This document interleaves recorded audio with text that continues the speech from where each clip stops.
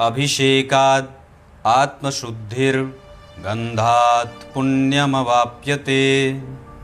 आयुस्तृप्तिश्च नैवेद्यात् धूपात् अर्थमवाप्यते।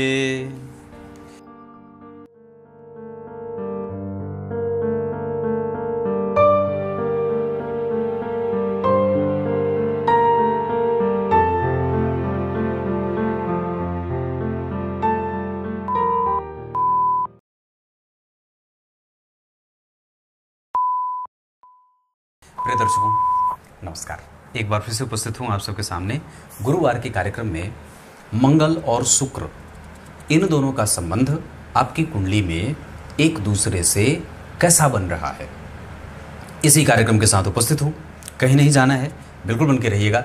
कार्यक्रम के आरंभ में मैंने जो श्लोक पढ़ा है वो शिव पुराण का है और उसमें वेदव्यास भगवान लिखते हैं कि किसी भी वस्तु से भगवान को, ईश्वर का, देवताओं का अभिषेक करने से पुण्य फल की वृद्धि होती है। लिखा है कि देवताओं के अभिषेक करने से आत्मा तृप्त होती है या आत्मा शुद्ध होती है ना।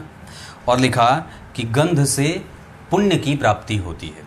जब आप भगवान को, देवता को, शिव जी को गंध अर्पित करते हैं तो उससे पुण्य की प्राप्ति होती है। नैवेद्य अर्पित अगर करते हैं, भोग राग नैवेद्य अगर अर्पित करते हैं तो उससे आयु बढ़ती है। क्या कहा? नैवेद्य अर्पित करने से आयु की वृद्धि होती है, स्वस्थ आयु, है ना।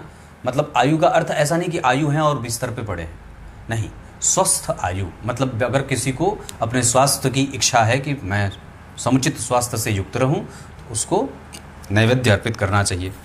धूप अर्पित करने से, जो आप धूप अर्पित करते हैं उससे धन की प्राप्ति होती है। तो धन की प्राप्ति के लिए क्या करना है? भगवान को धूप दिखाना है। और शिवलिंग के जस्ट सामने धूप रखा जाता है, इधर उधर दाएं बाएं नहीं, जस्ट सामने, ऐसा आगे आएगा।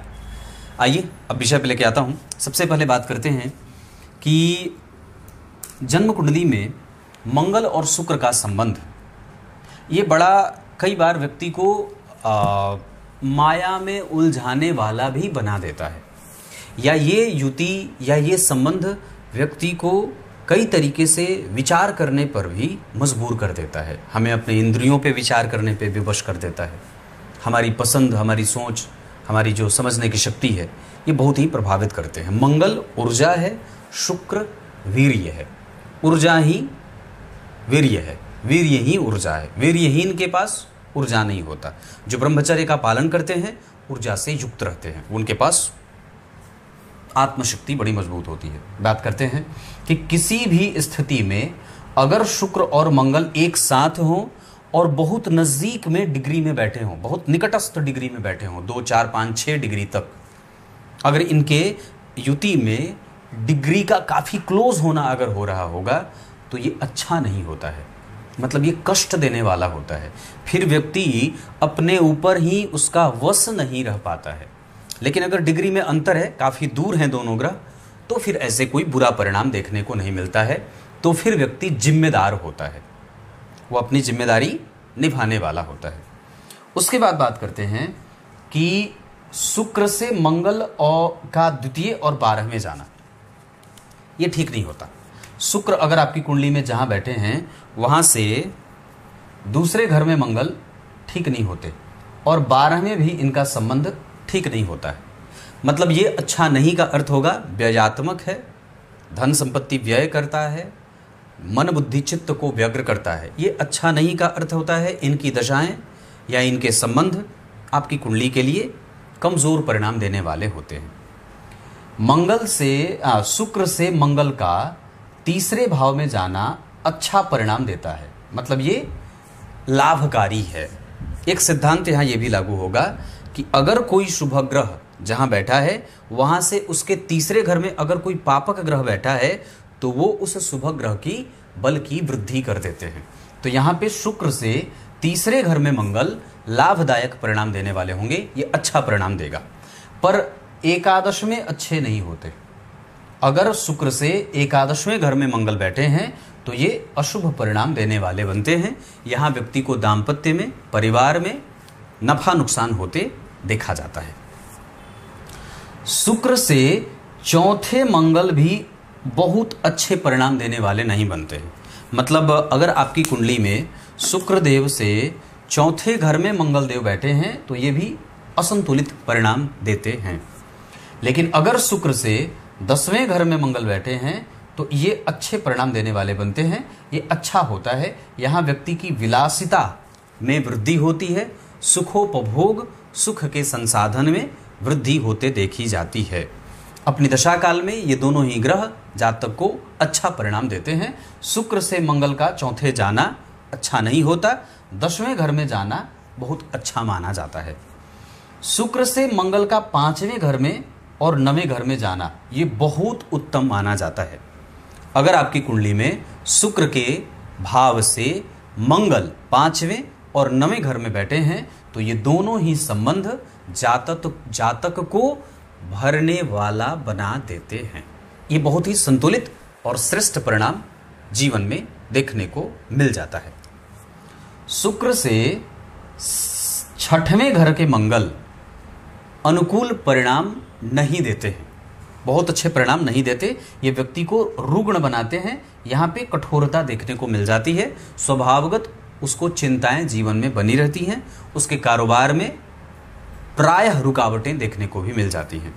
जबकि शुक्र से 8वें घर के मंगल बहुत ही श्रेष्ठ और संतुलित से भी ज़्यादा बेहतर परिणाम करते देखे गए हैं। मतलब 6वें घर में मंगल अगर आपकी कुंडली में शुक्र से बैठे हैं तो आपको सावधान रहना चाहिए अपने करियर और कारोबार को लेकर के। लेकिन अगर 8वें घर में बैठे हैं तो यहाँ परेशान नहीं होना होगा।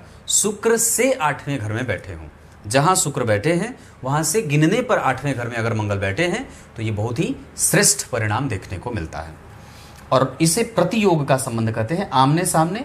यहाँ व्यक्ति जिद्दी, हठी, अपने अनुभवों का गलत इस्तेमाल करना, अपने पद की गलत तरीके से पद की प्रतिष्ठा को कमजोर करना, पद का गलत तरीके से इस्तेमाल करना और दिखावेपन से युक्त रहना, ऐसा इसका परिणाम देखने को मिलता है। ये समराइज वे में मैंने आपको बताया कि आपकी कुंडली में मंगल से शुक्र इस भाव में अगर बैठेंगे तो इस तरीके का परिणाम करेंगे। पर यह बात और भी समझदारी वाली है। आमतौर पे जब कभी भी हमारा ध्यान मंगल और शुक्र के साथ जाता है तो हम उसे कह देते हैं लंपट योग लग गया, तो ये लग गया, तो वो लग गया, जबकि ऐसा नहीं है। किसी भी व्यक्ति की कुंडली में चरित्र की कमजोरी ग्रहों से नहीं, लग्न से, चंद्रमा से, सूर्य से और गुरु से बनती है। ग्रह अगर युति में है, जैसे शुक्र और मंगल हैं, तो मैंने जैसे आरंभ में बात कही कि अगर डिग्री में काफी क्लोज हैं तो वो व्यक्ति शौकीन मिजाज का होगा।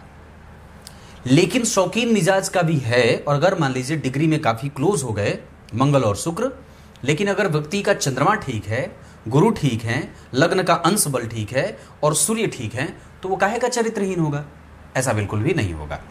हाँ, ऐसी अवस्था में उस व्यक्ति के जो मित्र होंगे वो गलत होंगे, हो सकते हैं कि वो गलत मैत्री से जीवन में आगे बढ़ने वाला हो। इस वजह से हमें सतर्क रहने के लिए ये ग्रह कहते हैं, बाकी ऐसे कोई दुष्टता वाली बात नहीं होती है। कुछ इसी तरीके से आज के इस कार्यक्रम का समापन करते हैं। तब तक के लिए इजाजत दीजिए। कल एक बार फिर से उपस्थित होंगे आप सबके सामने। तब तक के लिए बहुत बहुत नमस्कार।